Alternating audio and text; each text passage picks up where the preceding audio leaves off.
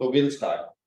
तो सबसे पहले parts of Indian Constitution. See, if you will prepare for APCS, then you have to remember much a lot, right? Now you have the PDF in your hand. So today we will talk about three topics. We will talk about parts of Indian Constitution. We will keep our speed slow, ठीक है? क्योंकि this is just a trial run. Constitution trial run जरूर है, but topics जो इसमें होगे, ठीक है? This we will not touch again.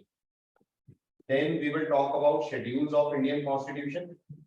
Schedules of Indian Constitution. ठीक है? And then we will talk about preamble of Indian Constitution. We will talk about preamble. So these three topics we will talk today. Okay. So time थोड़ा 1 घंटे से ज्यादा भी लगेगा, hardly matters, right? So tomorrow we will, मैं पहले बता देता हूँ.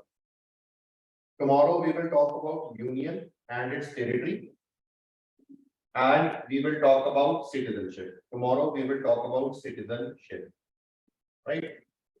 And Saturday we will talk about fundamental rights. So this we will talk today, this we will talk tomorrow, and this fundamental rights we will talk on Saturday. Okay? So Monday से we will start our regular classes. और regular classes का मतलब ये नहीं है कि सब दोबारा होगा. तो this is done. ठीक है? क्लियर है? चलिए.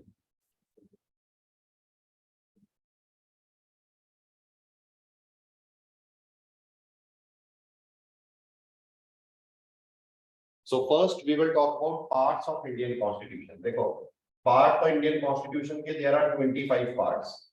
जब हिंदुस्तान जब आजाद हुआ था, तो मैंने उस दिन भी आपको बताया था, लास्ट क्लास में भी, जब हिंदुस्तान आजाद हुआ था, तो we have around 395 articles. We have around 395 articles. We were having around 22 parts, right? And we were having around 8 schedules. So we were having 8 schedules, right? But at present we have around 465 articles, right? At present we are having around 25 parts. We are having around 25 parts. Okay? And now at present we are having 12 schedules. Okay? So we are having total of 12 schedules. Right? So today we are going to discuss all the 12 schedules, and we are going to discuss the 25 parts. और 25 part हम पूरे नहीं पढ़ेंगे, इसमें सिर्फ वो पढ़ेंगे जो आपके क्वेश्चंस आ सकते हैं. ठीक है? So I will not burden you with extra information. So सबसे पहले we will talk about parts, and you have your PDF also. अगर आप अपने PDF में देखोगे तो उसमें सारे पार्ट्स दिए हुए हैं, बट उसमें से जो इंपॉर्टेंट पार्ट्स हैं वो आपको याद रखने हैं. जैसे सबसे पहले you have to understand the part 1 of Indian Constitution. So part 1 of Indian Constitution, it deals with union and its territory. Union and its territory. So ये सीधा ही क्वेश्चन आ जाता है. पार्ट 1 में आपका लिंक होता है यूनियन एंड इट्स टेरिटरी, और this is article number 124. So यहाँ पे मैं लिख रहा हूँ article, this is your part, और ये किससे डील कर रहा है. So part 1 of Indian constitution, article 124, it deals with your union and its territory. ठीक है? And this is going to be the speed. मैं ज्यादा फास्ट नहीं पढ़ाऊंगा, और जीके की क्लास आपकी सबसे लंबी क्लास चलेगी. ठीक है? सबसे ज्यादा ड्यूरेशन जीके की होगी. जीके आपकी चलती रहेगी. इंग्लिश खत्म हो सकती है, मैथ खत्म हो सकता है, बट आपका जीके चलता रहेगा. ओके? तो आप उसको अटेंड करते रहो. So next is your part 2 of your Indian constitution. So part 2 deals with citizenship. Part 2 of Indian Constitution deals with citizenship. Now, what is citizenship? We will discuss tomorrow. But आपको बस इतना याद करना है, Indian Constitution का Part 2, it deals with your citizenship. आप बोलोगे sir article. So these articles are 5 to 11.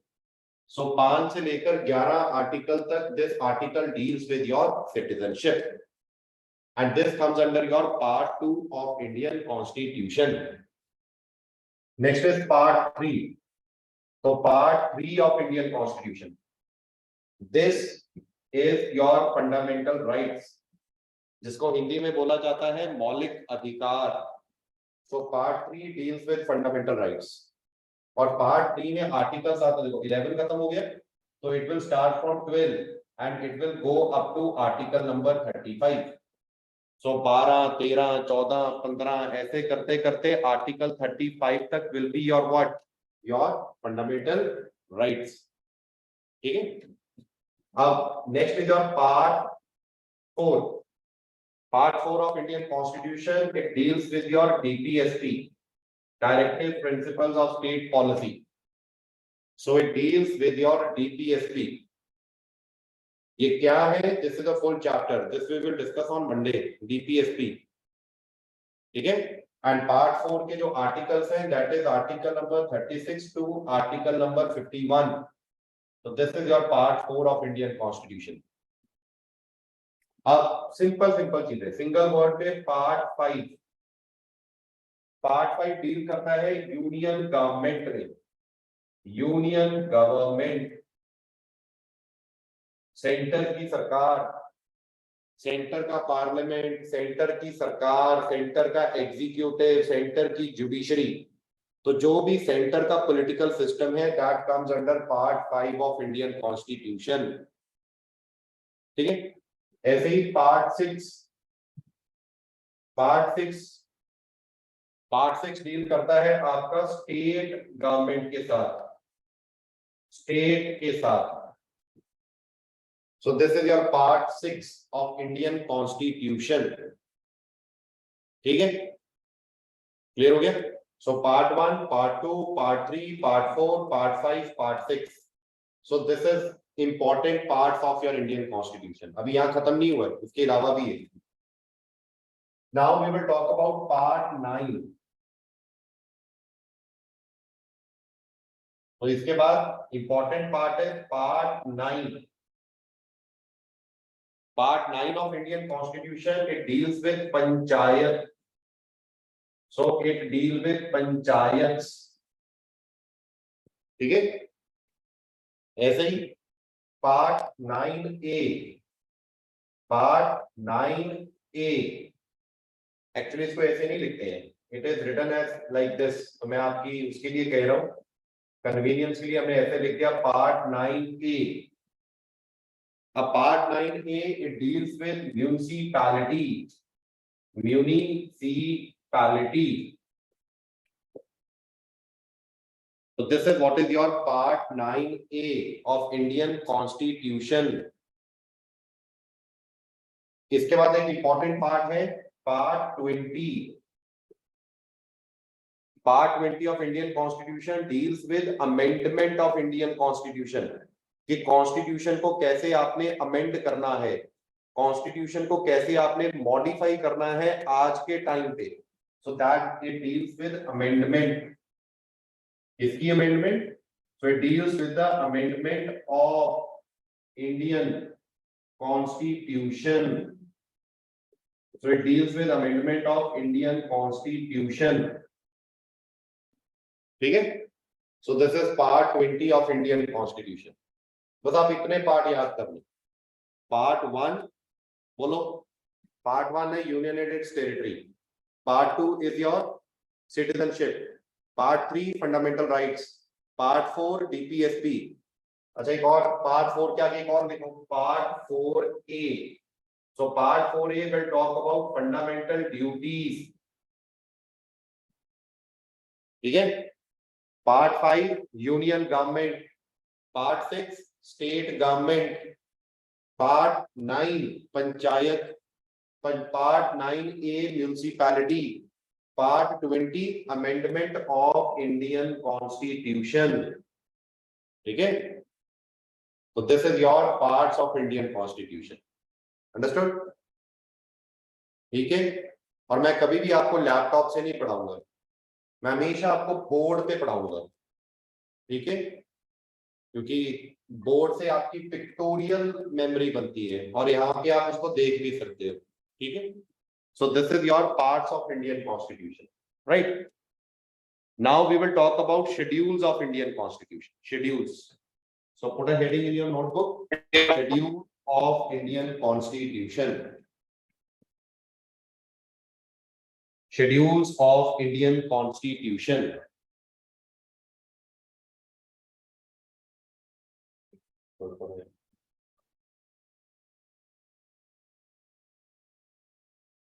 HBC भी आया हुआ है. Binsi, your regular classes will start from Monday, okay? So मैं ये दो ग्रुप्स को इकट्ठा कर रहा हूँ, so that मेरा भी थोड़ा लोड कम हो. So उसको देख लेना प्लीज, ठीक है? तो नहीं है, पुराना तो कोई है.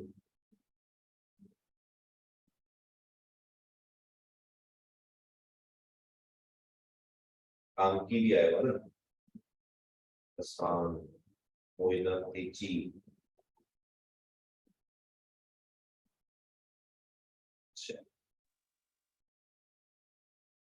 तेजी तो निशी ना, ठीक है. And thanks for coming, thanks for listening. And my number is, you all know my number. अगर आपको कोई प्रॉब्लम हो, any problem, so you can talk on this number, okay? और सिर्फ पढ़ाई नहीं, you can also talk anything. आपको guidance की जरूरत है, आपको कुछ पूछने की जरूरत है, आपको जिंदगी में कुछ प्रॉब्लम है, you need someone to talk, so I will always be there for you, right? ठीक है? So this is my personal number. You can talk to me here 24/7. आप कभी भी मेरे को फोन करो, बस पढ़ो और अपनी जिंदगी बनाओ. So now we will talk about schedules. Schedules of Indian Constitution.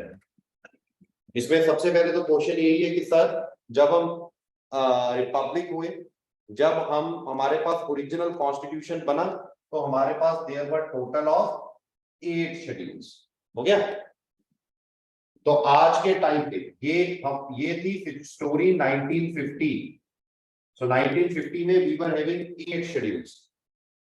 ठीक है, फिर हम थोड़े से ग्रो किए, थोड़े से ग्रो करके अब 2023 में now we are having how many schedules?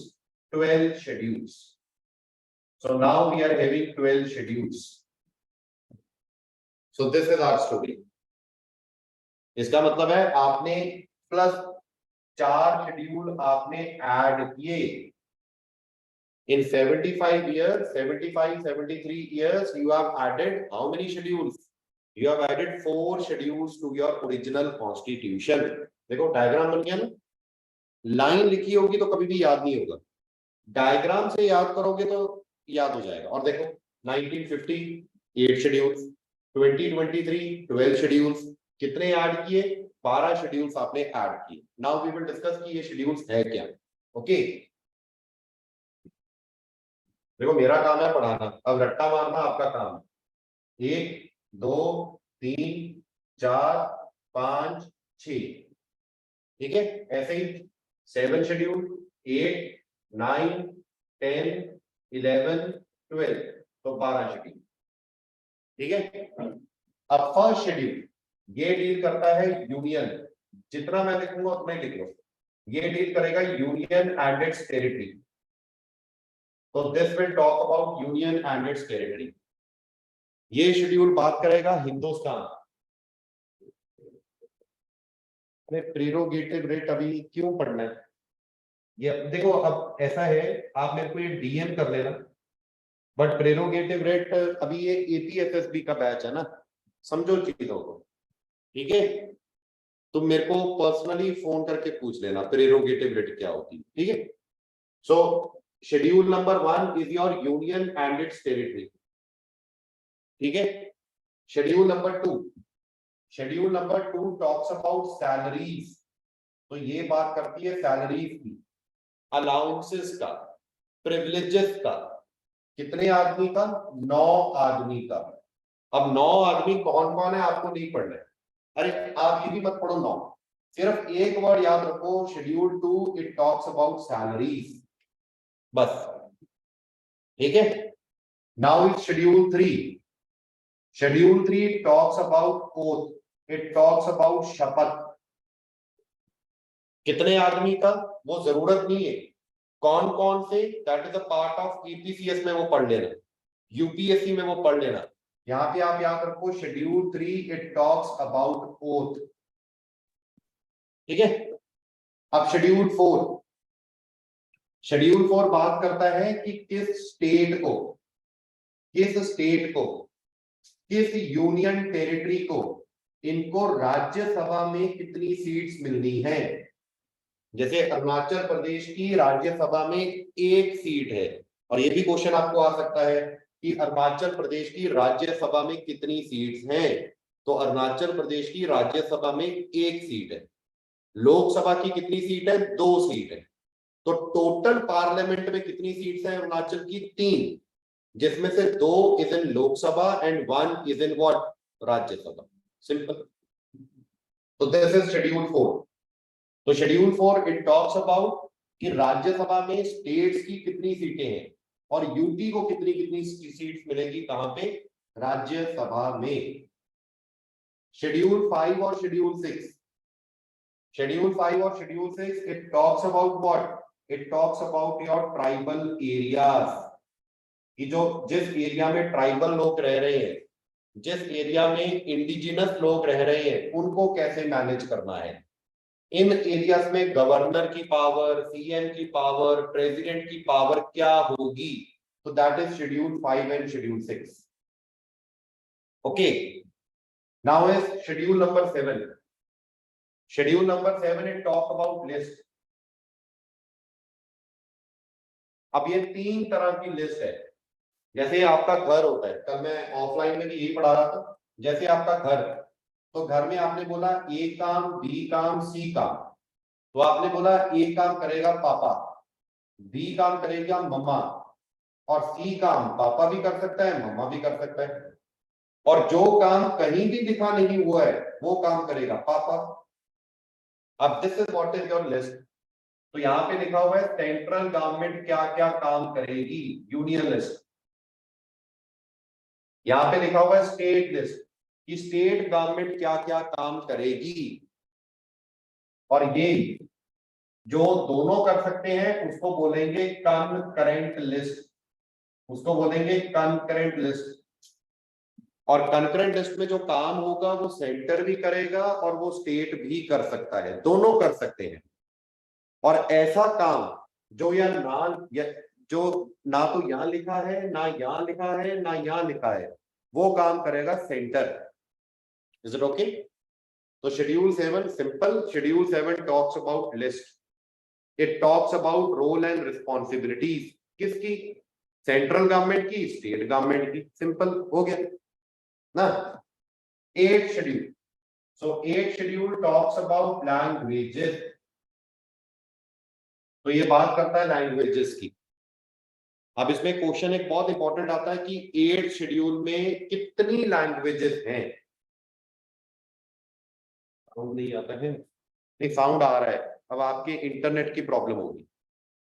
So you might be having problem at your end. There is a sound. ठीक है. किसी और को साउंड की प्रॉब्लम है, साउंड आ रहा है.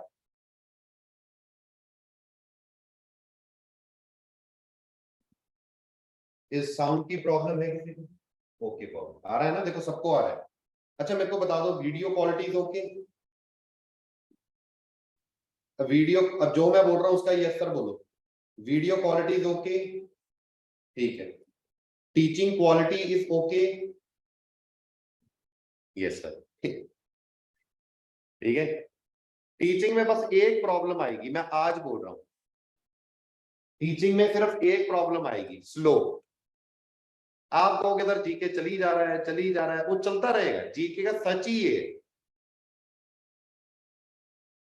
और सीएस मेंटर्स हमेशा याद रखना, CS mentors will help you and we are going to change the trend of coaching institutes. ठीक है. वो काम नहीं होगा कि बस 10 दिन में, 7 दिन में पॉलिटी पढ़ा दो, 6 दिन में हिस्ट्री पढ़ा दो. वो मैं आपके साथ काम नहीं करूंगा. ठीक है, because I am a Sikh, ठीक है, I will take your good wishes, I will never, मैं ये कभी भी ये नहीं चाहूंगा कि आप ये बोलो कि एक सिख ने आके हमें अच्छे से नहीं पढ़ाया, एक पंजाबी ने हमें आके अच्छे से नहीं पढ़ाया। और फिर मैं आपको बताता हूँ, I am already selected in Punjab civil services, so I have to join Punjab civil services as a CEO. जैसे आपका सीईओ है तो मेरे को वो ज्वाइन करना है, but despite that I will take your classes. अगर मैं पंजाब में भी चले गया तो I will be taking your online classes, okay. But आप पढ़ो, आपसे मेरे को कोई फोन करेगा, सर मेरे को एपीसीएस की गाइडेंस दे दो, तो मैं गाइडेंस भी दूंगा।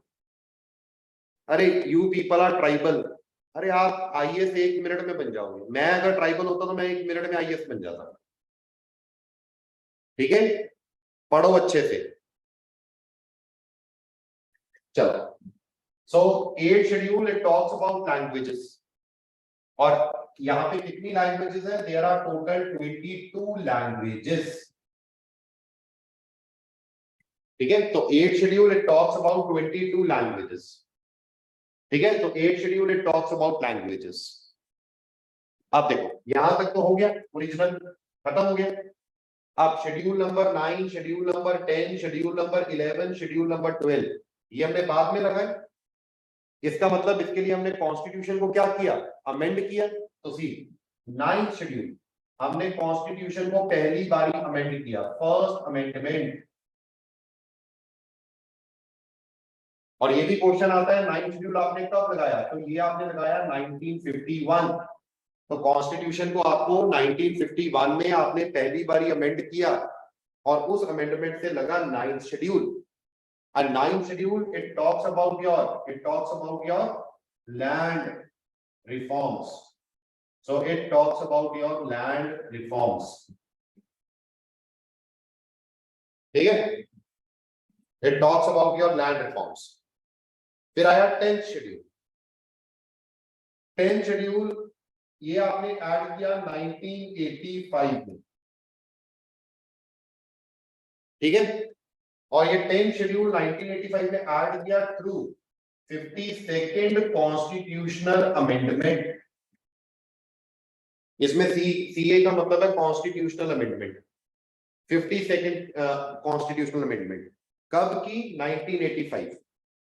अब सुनो ध्यान से, अब 10th शेड्यूल बात क्या करता है, देखो ये मैं मिटा रहा हूं ताकि आपको यहां समझा सकूं। देखो सपोज करो हम किसी का एग्जांपल ले लेते हैं, कोई यहाँ पे बच्चा बैठा हुआ है, मैं एक नाम जानता हूँ एच बिन्सी, तो एच बिन्सी का एरिया ले लेते हैं। तो वहां पे ये सारे आदमी इलेक्शन लड़ रहे हैं, एक्स वाई जेड। एक्स आदमी है कांग्रेस का, वाई आदमी है बीजेपी का, जेड आदमी है एनपीपी का, और एक आदमी है ए, ये इलेक्शन लड़ रहा है इंडिपेंडेंट ना। अब ये सारे लोग हैं, इन्होंने कांग्रेस को जिताया, कांग्रेस जीती, बड़ा हो सकता है कि एक्स इलेक्शन जीतने के बाद किसी और पार्टी को ज्वाइन कर ले, विधानसभा में जाकर जो कांग्रेस का एजेंडा है उसको मना करके इनके एजेंडे को ओके करना शुरू कर दे, इनके हिसाब से वोटिंग करना शुरू कर दे। आप देखो अगर किसी एरिया में इंडिपेंडेंट आदमी जीत रहा है तो लोग ये कह रहे हैं लॉजिकली कि ना तो हमें कांग्रेस चाहिए, ना बीजेपी चाहिए, ना एनपीपी चाहिए, तभी लोगों ने इंडिपेंडेंट को जिताया। और हो सकता है कि इंडिपेंडेंट इलेक्शन जीत के वो बीजेपी ज्वाइन कर ले, वो कांग्रेस ज्वाइन कर ले, तो इन लोगों के साथ होएगा धोखा। इस धोखे को पॉलिटिकल भाषा में बोला गया डिफेक्शन, इसको बोला गया डिफेक्शन। अब बताओ पॉलिटी में आपको डिफेक्शन को प्रमोट करना है कि रोकना है, तो आपको रोकना है। इसीलिए 10th schedule it talks about anti defection, तो ये बात करता है एंटी डिफेक्शन की, ठीक है। तो एंटी डिफेक्शन समझने के लिए पहले आपको समझना है डिफेक्शन क्या है, फिर एंटी डिफेक्शन आपको समझना, ठीक है। और इसमें जो एमपी, जो एमएलए डिफेक्शन करेंगे तो उनकी फिर सदस्यता, उनकी फिर जो मेंबरशिप, हाउस की मेंबरशिप है, विधानसभा में, लोकसभा में, राज्यसभा में, तो उसको कैंसल करेंगे। तो वो कैसे कैंसल करनी है, किन कंडीशंस पे कैंसल करनी है, तो that is written in 10th schedule. अब क्लियर हो गया? बस आपको जितना बोर्ड पे लिखा है इतना याद करना है। 10th schedule, 52nd constitutional amendment 1985, and it talks about what, anti defection. ठीक है, अब ये बहुत इंपॉर्टेंट है दोनों। ठीक है, इसके ऊपर आई will be taking your 7-8 minutes.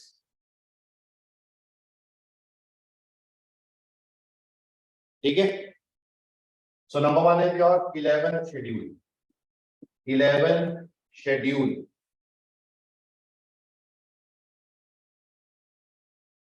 तो 11th शेड्यूल भी बाद में ऐड किया गया।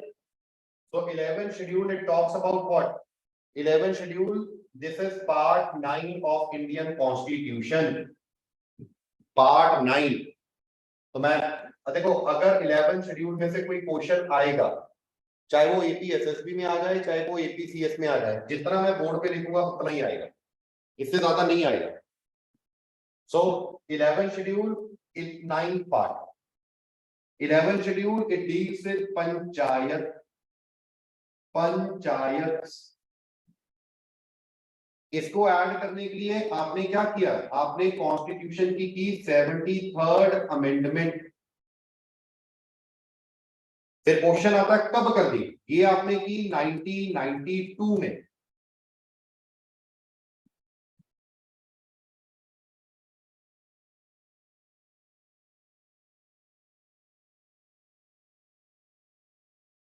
बताओ, स्क्रीन ब्लैंक तो नहीं है? जहां पे स्क्रीन ब्लैंक है, ऑडियो नहीं आ रहा है, तो आपके लोकल एरिया में इंटरनेट की प्रॉब्लम है। There is no problem from our end. ठीक है, we have fixed this issue. Mine is okay हो गया ना? We have fixed this issue and I have not slept for whole night yesterday. Okay, just for you. चलो, अब ठीक है, हो गया, डन है। अब ये आपने ऐड किया 1992। ठीक है, अब पंचायत के आर्टिकल्स ये हम दोबारा फिर पढ़ेंगे जब पंचायत को थोड़ा डिस्कस करेंगे। तो पंचायत के आर्टिकल है 243 से लेकर 243 ओ। 243 एक ही आर्टिकल ऐड किया है, बस एक आर्टिकल में मल्टीपल चीजें ऐड कर दी। 243, 243 ए, 243 बी, ऐसे करते करते वी टुक इट टू 243 ओ। ठीक है, सो पंचायत के आर्टिकल 243 से लेकर 243 ओ। और panchayat, they can legislate, they can make law, और ये जो काम कर सकते हैं, they can do work in 29 matters. so they can make law, they can legislate in 29 matters। बस इतना याद कर लो पंचायत के बारे में। ठीक है, सो पंचायत 11th शेड्यूल पार्ट 9। ठीक है, ये पंचायत है, 73rd कॉन्स्टिट्यूशनल अमेंडमेंट की है, 1992 में की है। आर्टिकल 243 से लेकर 243 ओ तक पंचायत है। 29 मैटर्स के ऊपर ये काम कर सकते हैं। सो this is what is your panchayat. ठीक है, नाउ 12th शेड्यूल, तो बिल्कुल पैरेलल। 12th शेड्यूल, तो 12th schedule it talks about part 9A। So part 9A, देखो ये पार्ट 9 है, 11th पार्ट शेड्यूल 12 में हो गया पार्ट 9A। रट्टा नहीं मारना है।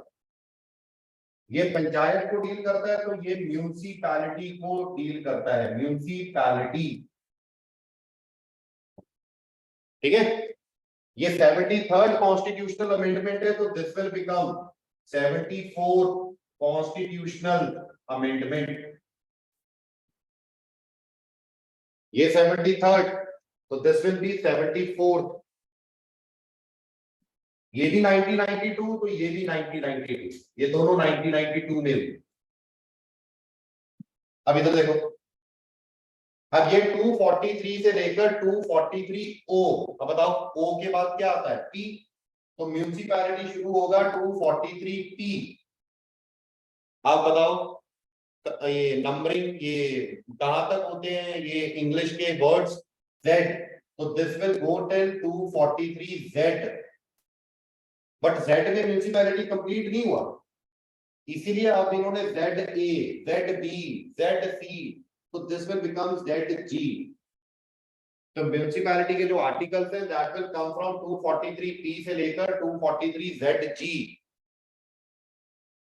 Panchayat can legislate on 29 matters, municipality can legislate on 18 matters. ये ठीक है, so municipality can legislate on 18 matters. So this is what is your 11th and 12th schedule. See, I am not having anything in my hand. There is no copy here. ठीक है, तो जैसे मेरे को याद है वैसे आपको याद करना है, सिंपल। ठीक है, कट थ्रोट कंपटीशन है, कंपटीशन इज वेरी हाई। तो कभी भी ये मत सोचो कि सर थोड़ा पढ़ा दो, थोड़े से हो जाएगा, ऐसा नहीं होता है। बहुत पढ़ो, अच्छे से पढ़ो। ठीक है, और कभी मेरे को मिलना हो तो वीडियो कॉल करो, या फिर ईटा नगर आके मिलो पर्सनली। ठीक है, नहीं तो मेरे को अपनी बस्ती में बुला, मैं आऊंगा स्पेशली तुम्हारे पास।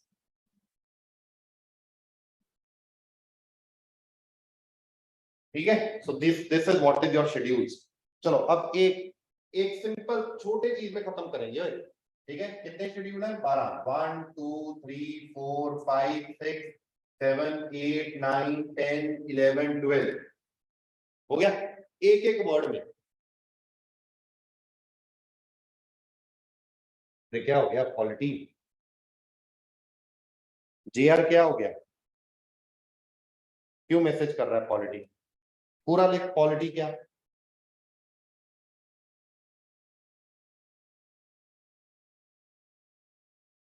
यार बहुत मुश्किल है यहाँ पे, क्योंकि मैं पढ़ा रहा हूँ और इधर से मैसेज आ रहा है।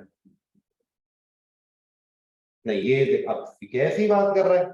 अब सर ने पेपर थोड़े बनाए, क्वेश्चन चाहे एक आए हार्डली मैटर्स। ठीक है, एक भी ना आए तो छोड़ देगा क्या? मैं बोल दूं एक भी नहीं आएगा, वहां पे क्वेश्चन आ जाए 10, फिर क्या करेगा? सारा पढ़ो। Schedule 1, union and its territory. ठीक है, शेड्यूल 2, सिंपल वर्ड सैलरी, एक एक word. Schedule 3, oath. Schedule 4, Rajya Sabha seats, state and UT. ठीक है, schedule 5 and 6, scheduled area. Schedule number 7, list. ठीक है, schedule 8, languages. Schedule number 9, land reforms. Schedule number 10, anti defection. Anti defection. Schedule number 11, panchayat. Panchayat. And schedule number 12, this will become your municipality. हो गया, खत्म। बताओ क्या मुश्किल है? ऐसे ही बोलते रहते हो याद नहीं हो रहा है, याद नहीं हो रहा है। हो गया याद?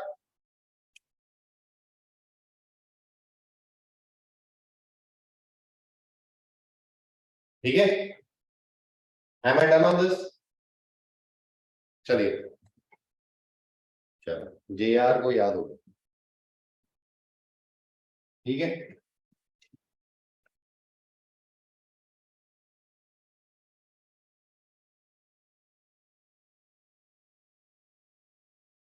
Now we will talk about preamble. Time है, बहुत टाइम है। Now we will talk about preamble. Marker में कम,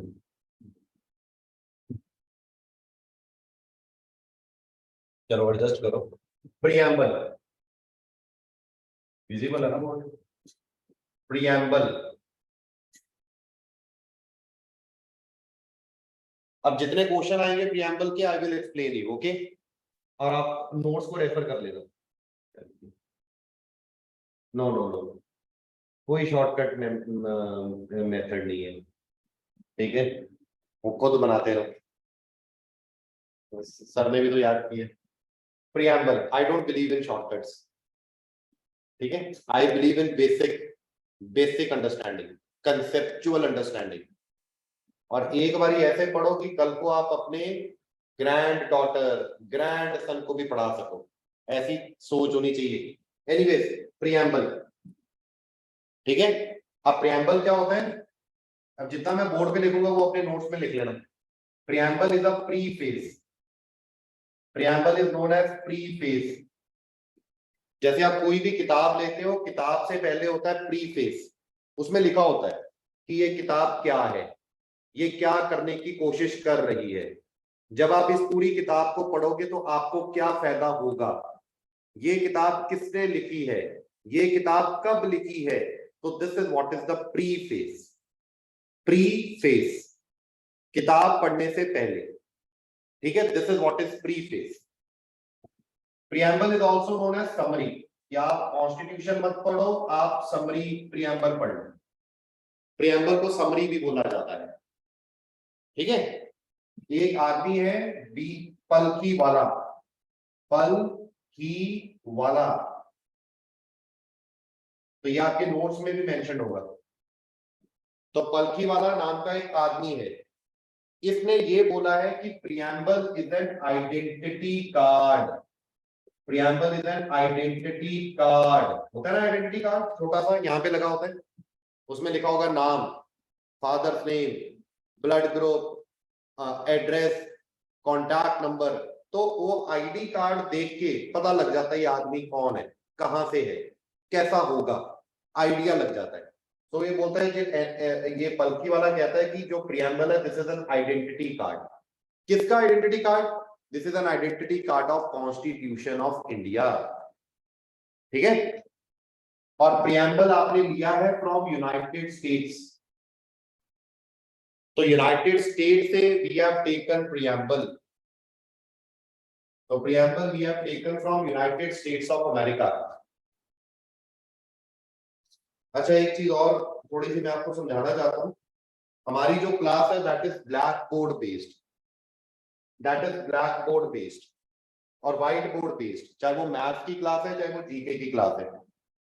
तो सिर्फ एक आपकी इंग्लिश की क्लास है that is through pen, that is through your PDF, ठीक है। और जो भी क्लास व्हाइट बोर्ड बेस्ड होगी वो उसमें थोड़ा टाइम लगेगा, क्योंकि सब लिखना पड़ रहा है, सब समझाना पड़ रहा है, तो it will take some time. तो बाकी इंस्टीट्यूट्स में जो हो रहा है वो लैपटॉप बेस्ड हो रहा है, तो जल्दी जल्दी प्रियम्बल, प्रीफेस, समरी, पलकी वाला, आइडेंटिटी कार्ड, यूएस, खत्म, उसमें आपको समझ नहीं आएगा, ठीक है। सो प्रीफेस, समरी, पलकी वाला, यूएस, तो यहां से आपने प्रियम्बल लिया है, ठीक है। सो इतनी इंफॉर्मेशन रखो। अब क्वेश्चन है कि प्रियम्बल से हमें पता क्या लगता है, क्योंकि अगर हम प्रियम्बल पढ़ते हैं तो हमें पता क्या लगता है, तो उसमें हमें चार चीजें पता लगती है, 1 2 3 4। सबसे पहले हमें ये पता लगता है कि जो सरकार है उसको पावर किसने दी है, that is we the people of India. जैसे पेमा खांडू, तो पेमा खांडू मंत्री है, चीफ मिनिस्टर है, वो मुख्यमंत्री है और उसको पावर देने वाले आप हो। तो प्रियम्बल ये कहता है we the people of India, ठीक है। तो सबसे पहले source of power is the people of India and the word written is we. अब अगला क्वेश्चन आता है कि प्रियम्बल के अकॉर्डिंग इंडिया का नेचर क्या है, तो इसको याद रखना है। तो सेकंड हमें पता लगता है कि इंडिया का नेचर कैसा है, तो ये 5 आपको ऐसे मेंटेन करना है। इंडिया इज SSSDR, ऐसे याद करो, SSSDR। इस एस का मतलब है सॉवरेन, कि इंडिया इज सॉवरेन। इस स्पेलिंग में थोड़ी गलती हो सकती है, ठीक है, सॉवरेन। अगला, इंडिया इज सेक्युलर, इस एस का मतलब है India is socialist, India sovereign है, इंडिया सोशलिस्ट है, इंडिया सेक्युलर है। डी का मतलब है India is democratic, democratic. And R का मतलब है इंडिया इज रिपब्लिक। तो this is what is the definition of India, this is what is the characteristic of India, कि इंडिया सॉवरेन है। सॉवरेन का मतलब होता है इंडिपेंडेंट, हम पूरे इंडिपेंडेंट है। सेक्युलर, सेक्युलर का मतलब होता है कि सारे रिलीजन का इक्वल रिस्पेक्ट है। हिंदुइज्म, क्रिश्चियनिटी, मुस्लिम, सिख, सबकी रिस्पेक्ट इक्वल है। This is what is secular. Socialist, socialist का मतलब होता है हमारी जो इकोनॉमिक्स है वो सोशलिस्ट मॉडल पे बेस्ड है। सोशलिस्ट मॉडल पे बेस्ड होने का मतलब गरीबों का ध्यान रखा जाता है, कमजोर का ध्यान रखा जाता है, जैसे SC, ST, women, children, old people. तो सरकार की जो पॉलिसीज है वो सोशलिस्ट है। जैसे ट्रेन, ट्रेन का भाड़ा होता है 10,000, बट सरकार आपको टिकट देती है 5,000 में। क्यों? क्योंकि वी आर सोशलिस्ट। सरकारी स्कूल में देखो फीस कितनी कम है, ठीक है। और एक चीज, अब यहां बैठ के एक चीज मैं भी आपको बताना चाहता हूं, CS mentor is also socialist, socialist. इसीलिए we have kept the fees so लो।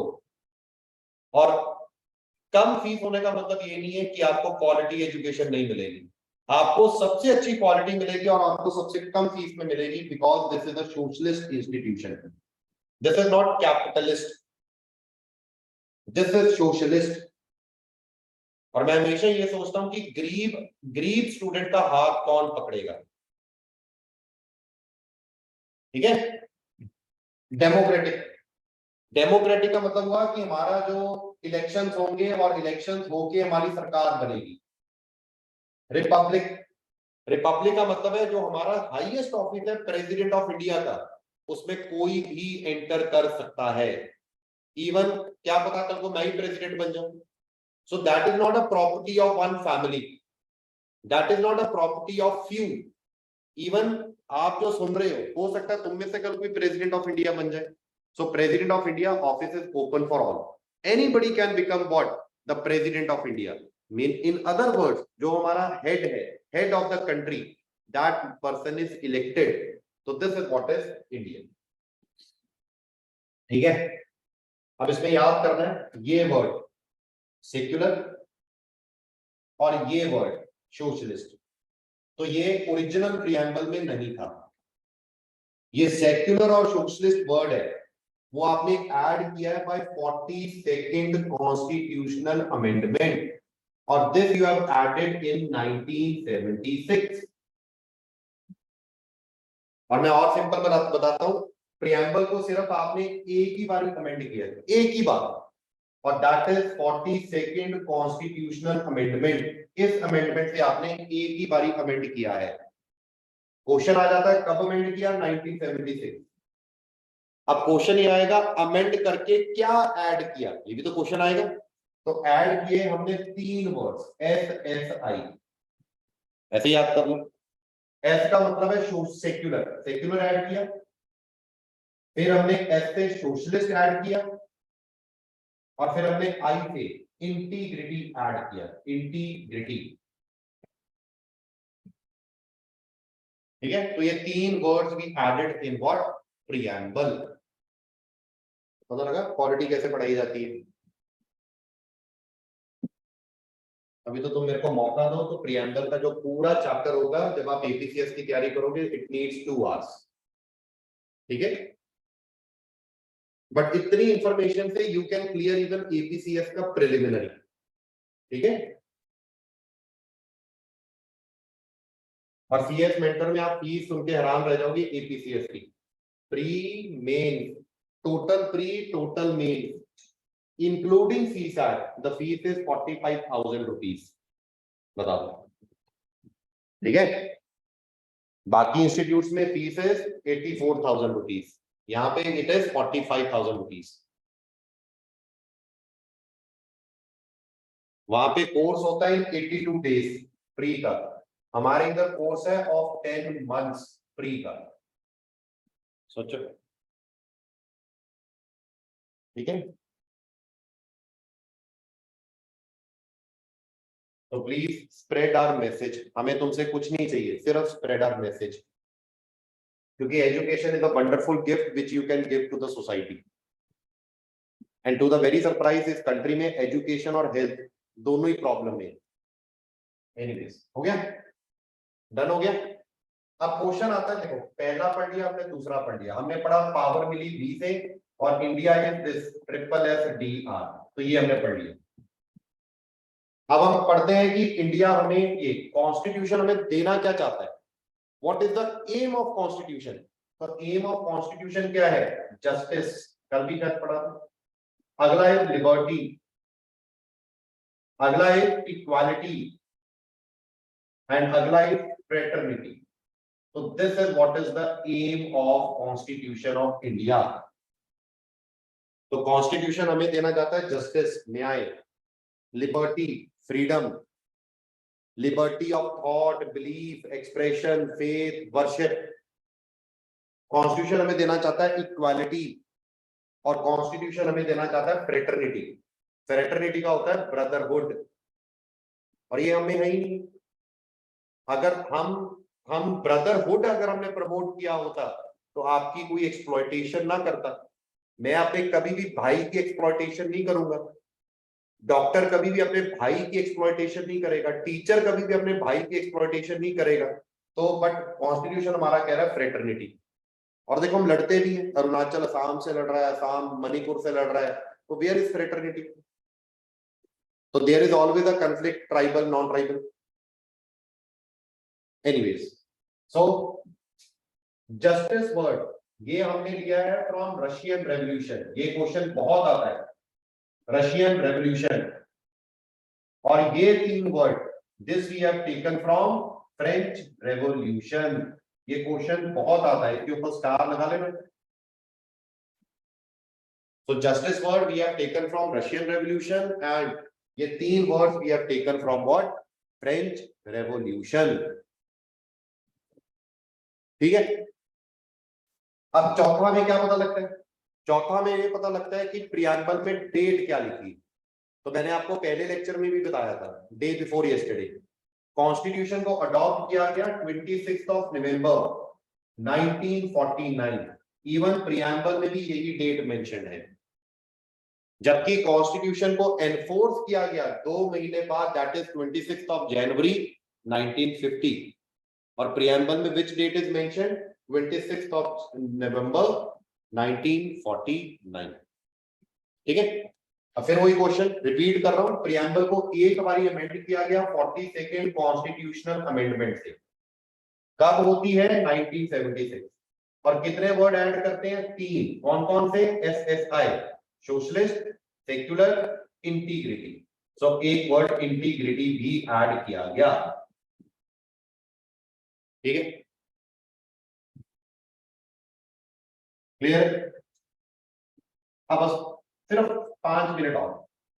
अब एक कंट्रोवर्सी हुई, कंट्रोवर्सी, और कंट्रोवर्सी ये हुई, अच्छा एक क्वेश्चन और कि ये प्रियम्बल आया कहां से। तो हमने फर्स्ट लेक्चर में डिस्कस किया था कि 13 दिसंबर 1946, अगर आपको याद हो, इस टाइम पे ऑब्जेक्टिव रेजोल्यूशन देते हैं जवाहरलाल नेहरू, दे रहे।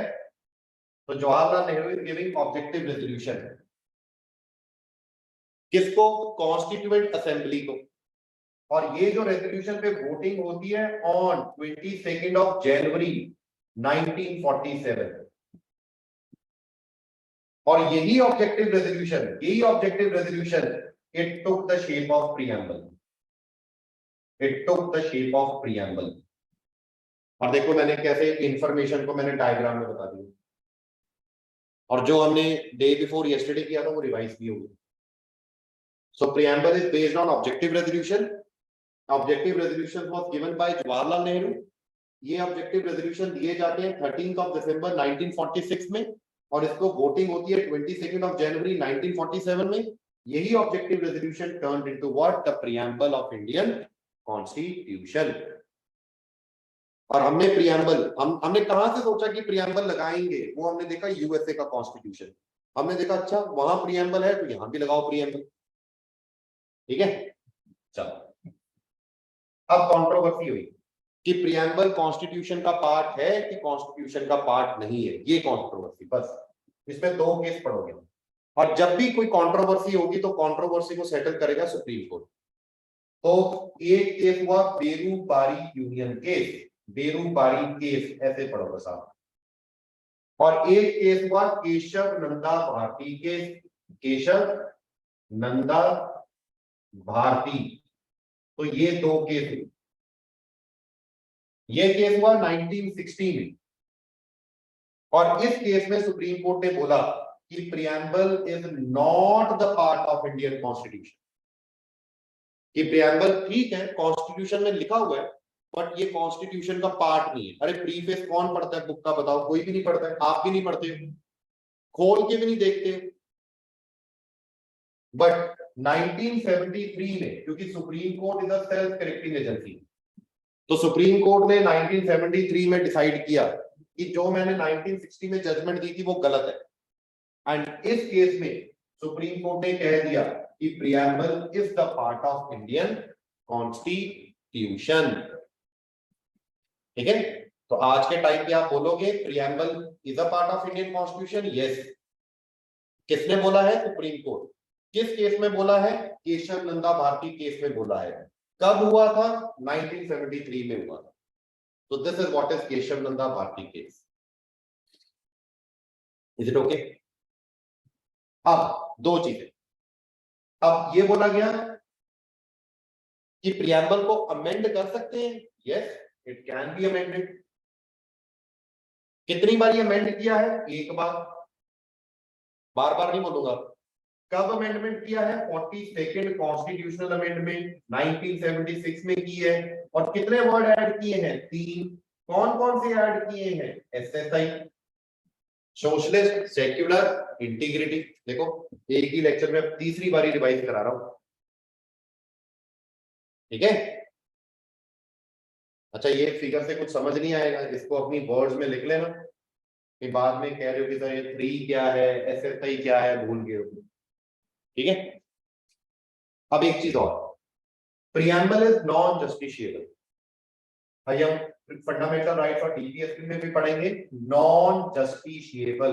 ये लिख लो एक अपनी कॉपी में, एक वर्ड लिख लो, नॉन जस्टिशिएबल। नॉन जस्टिशिएबल का मतलब कि अगर सरकार प्रियम्बल को फॉलो नहीं कर रही है in policy making, in the making of law, अब आप सरकार के ऊपर केस नहीं कर सकते, तो प्रियम्बल इज नॉन जस्टिशिएबल। बस हो गया प्रियम्बल खत्म। अब मैं कहता हूं आपको क्वेश्चन जहां मर्जी से पूछ ले प्रियम्बल से, अगर प्रियम्बल से कोई क्वेश्चन आएगा जितना हमने पढ़ा है उसी में से आएगा, आई बेट यू। चाहे आप यूडीसी का पेपर दे दो, चाहे आप जो मर्जी पेपर दे दो। And I have noticed one more thing in Arunachal Pradesh, यहाँ पे इंस्टीट्यूट ऑफर देते हैं एक बारी पढ़ो, नहीं एक बारी फीस दो और 3 बारी पढ़ो। ये क्या बात है? फिर तो ये बात होगी सर आप मैं डॉक्टर हूं सर, आप हमसे 10,000 रुपया ले लो, हमारा ऑपरेशन कर दो और 3 बारी ऑपरेशन कर दो। ये थोड़े होता है। अरे you should be so perfect कि आप बच्चे को एक बारी पढ़ाओ और एक बारी उसको समझ आ जाए। That should be your idea. 3 बारी क्यों पढ़ना है बताओ? और 3 बारी वो उसी तरीके से पढ़ाएगा और तीनों बारी समझ नहीं आएगा। तो एक बारी टाइम लगाओ, अच्छे से पढ़ो।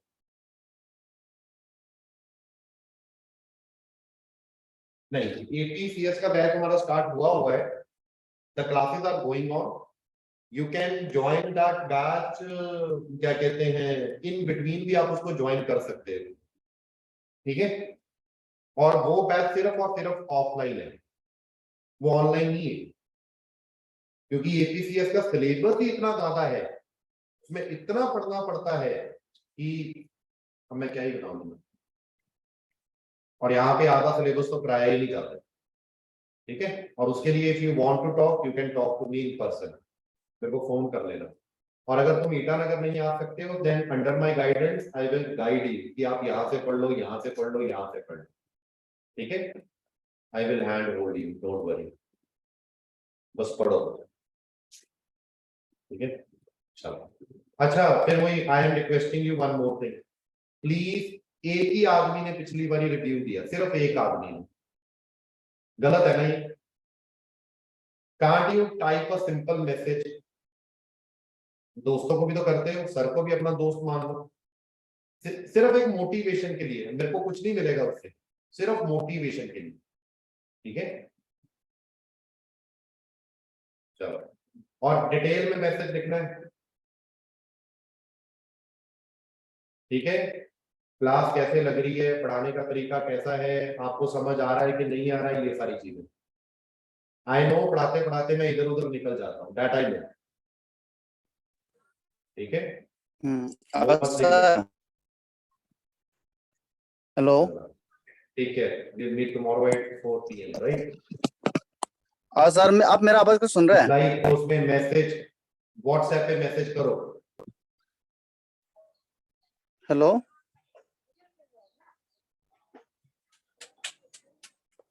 अच्छी रिव्यू दो व्हाट्सएप पे।